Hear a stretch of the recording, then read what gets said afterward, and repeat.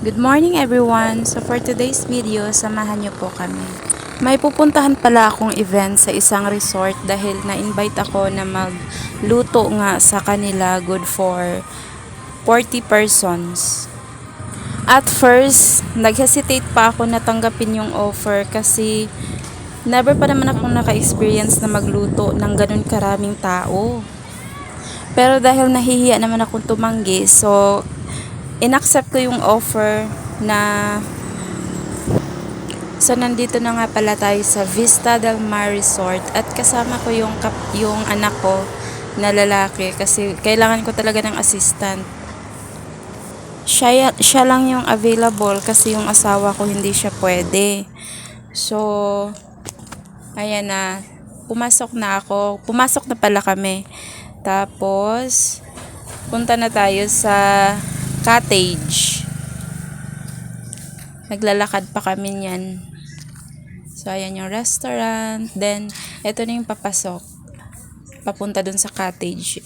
Actually, dito, sobrang private ng resort na to kasi wala masyadong tao. Tapos, tahimik lang. Then, ang ganda ng tree house. Ayan, pero ang mahal niyan guys, as in, parang 5,000 ata ang gabi. Sobrang mahal. Pero may nagre-rent dyan, nakausap ko yung caretaker, good for 3 weeks, ganon.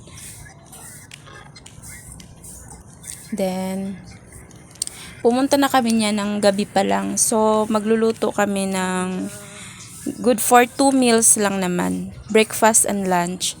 Then, eto na pala yung cottage kung saan kami magstay ng good 1 night lang naman yan. So, family hut yan ang tawag dyan kasi good for 15 person yung kasya dyan. So, 2 cottage yung kinuha. Ayan, nagluluto na kami ng breakfast niyan. Tapos, tinulungan ako ng anak ko.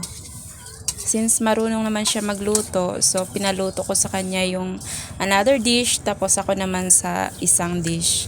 Medyo kinakabahan ako niyan kasi yung isang yung isang putahe, never ko pa siyang naluto. Ngayon pa lang, that time pa lang, ayan, ito yung tinatawag nila na chicken kulma. Dapat beef yan, pero instead na beef, chicken yung ginamit kasi may mga hindi kumakain ng beef. Then, ito na ang linaw ng dagat, as in. Ang sarap sana maligo pero wala kaming time. So hanggang muni-muni lang. Yan yung anak ko. Pinasama ko na. Then ito yung place. Very solemn, very peaceful. Ayan.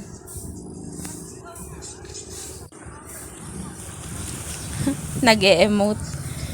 So, katatapos lang namin yan magluto. So, that's it for today. Thank you guys for watching. Bye-bye.